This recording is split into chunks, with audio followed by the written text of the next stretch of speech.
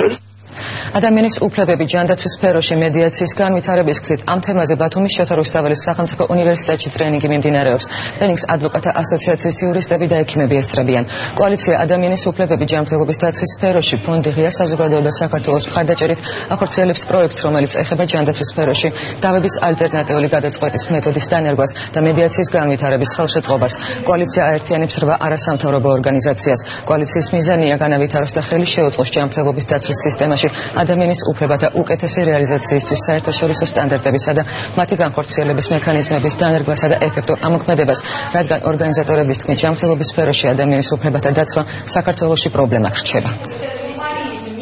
Უტარდებათ ტრენინგები პაციენტთა უფლებების შესახებ, სადაც ვაცნობთ ჯანდაცვის სისტემას, იმ რეფორმებს, რომელიც მიმდინარეობს ჯანდაცვაში, პაციენტთა უფლებებს, თუ რა უფლებები გააჩნიათ პაციენტებს, როგორ უნდა გადაწყვიტონ წარმოშობილი დავა. პაციენტთა უფლებები იყო და რჩება მწვავე პრობლემად ჯანდაცვის სფეროში და ჩვენი კოალიცია ცდილობს თავისი პროგრამით ხელი შეუწყოს პაციენტის უფლებებზე ორიენტირებული ჯანდაცვის სისტემის განვითარებას საქართველოში. ჩვენი იურისტებს გავაცანით მედიაციის სამსახურის მოქმედების მეთოდები, ჩვენი მიღწევები, ცოტა ხანში დაიდება მედიაციის სამსახურის ძლიური ანგარიში და იმ ნიუანსებზე გამახვილდა ყურადღება, რაც მედიაციის სამსახურის მიერ გაკეთდა ამ წლის განმავლობაში.